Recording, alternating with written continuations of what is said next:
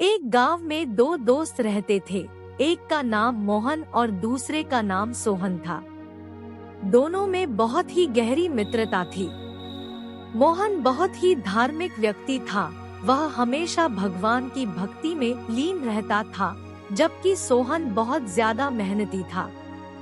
एक बार दोनों ने 1 बीघा जमीन लेकर उसमें फसल उगाने के बारे में सोचा, जिसके बाद वह एक अच्छा सा घर बनाना चाहते थे। इसके बाद दोनों दोस्तों ने खेत खरीद लिया। सोहन दिन रात खेत में मेहनत करता और मोहन मंदिर में बैठकर फसल अच्छी होने के लिए भगवान से प्रार्थना किया करता। इसी तरह से समय बीतता गया और कुछ दिन बाद फसल पक गई। फसल पकने के बाद उसकी कटाई करके उसे बाजार में जाकर बेच दिया। इसके बाद उन्हें अच्छा पैसा मिला। इस पर सोहन ने कहा कि इसमें से मेरा ज्यादा हिस्सा है, क्योंकि मैंने दिन रात एक करके खेत को खाद पानी देकर फसल उगाई है। लेकिन यह बात सुनकर मोहन गुस्सा हो जाता है और कहने लगता है कि धन का ज्यादा हिस्सा मुझे मिलना चाहिए, क्योंकि मैंने अपने खेत में अच्छी फसल होने के लिए भगवान से प्रार्थना की है। और जब तक भगवान की मर्जी ना हो तब तक कोई भी कुछ नहीं कर सकता है। दोनों इसी बात को लेकर लड़ने लगे। अब यह बात गांव के मुखिया तक पहुंच गई। गांव के मुखिया ने सारी बात सुनने के बाद एक फैसला किया।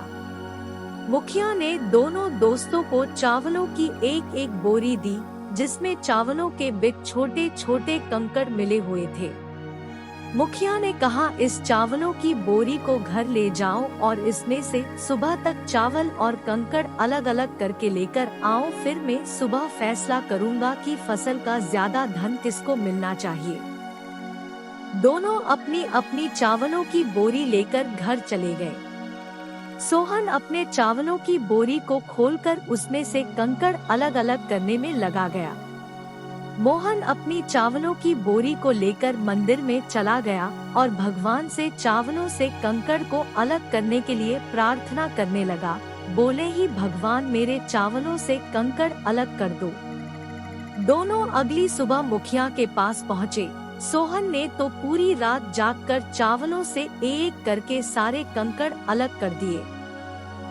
इस पर मुखिया बहुत खुश हुआ और मोहन ने अपनी बोरी मंदिर से ले जाकर ऐसी की ऐसी मुखिया के सामने रख दी और मुखिया से बोला, आप बोरी को खोलकर देख लीजिए। मुझे भगवान पर पूरा विश्वास है कि इस चावल की बोरी से सारे कंकड़ निकल चुके होंगे।